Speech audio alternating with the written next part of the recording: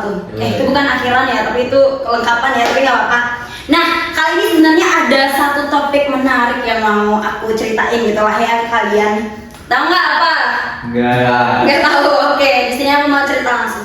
Nah, kadang kita berpikir ya, kalau misalnya saat ini memasuki era industri 4.0 gitu kan ya. Dan itu adalah era dimana semua teknologi masuk, kemudian informasi masuk gitu kan ya.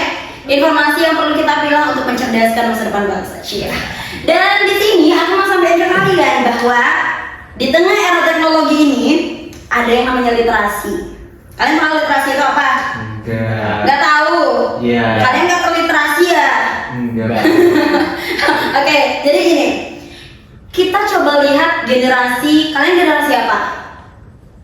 Z. Kan? Z, oke, generasi Z. Ada generasi X, kalian tahu generasi X itu seumuran siapa? Orang tua kita lah ya, 50 tahunan. Itu kelahiran sampai 1979.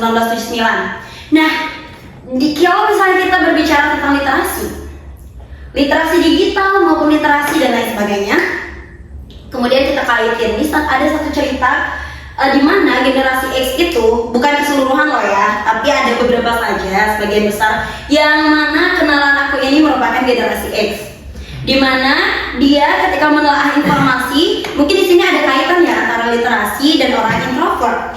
Jadi orangnya ini cukup introvert, jadi memberikan pesan dan lain sebagainya ekstra simple gitu ya.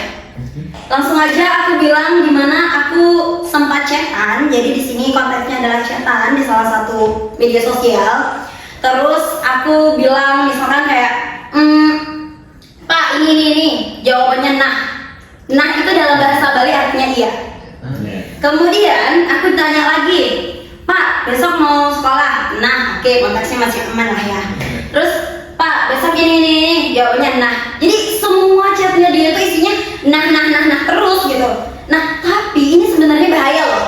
Bahayanya itu kalau misalnya kita ketemu orang modelan seperti ini, pertanyaan kita apa, jawabannya nah, itu kan dia masuk akal ya. Misalnya Pak, misalnya awalnya ini kita nanya, Pak besok kita nih mau liburan, mau ikut ya?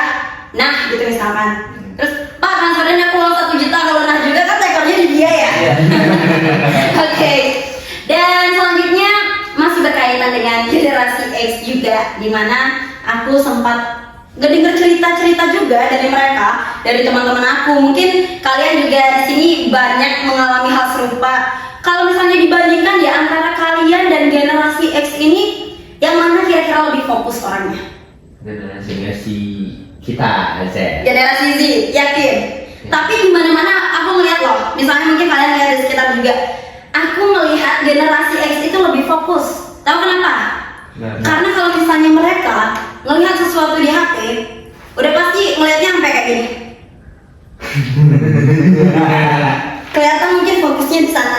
Terus kalau misalnya kita bahas tentang era saat ini, era industri, era teknologi, yang mana lebih canggih antara kita atau mereka?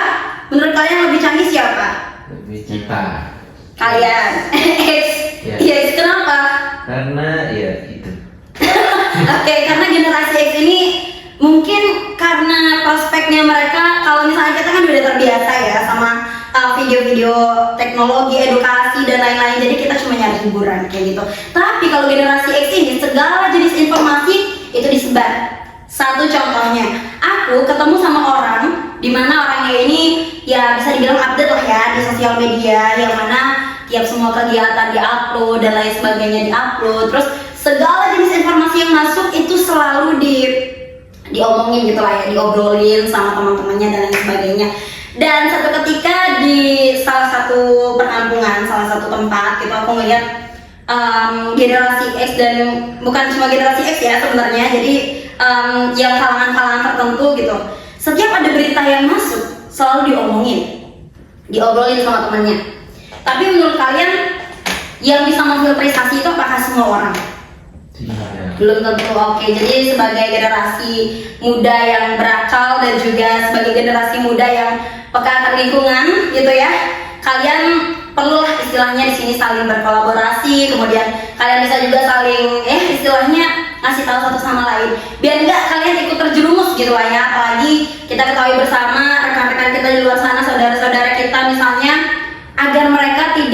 istilahnya termakan berita hoax.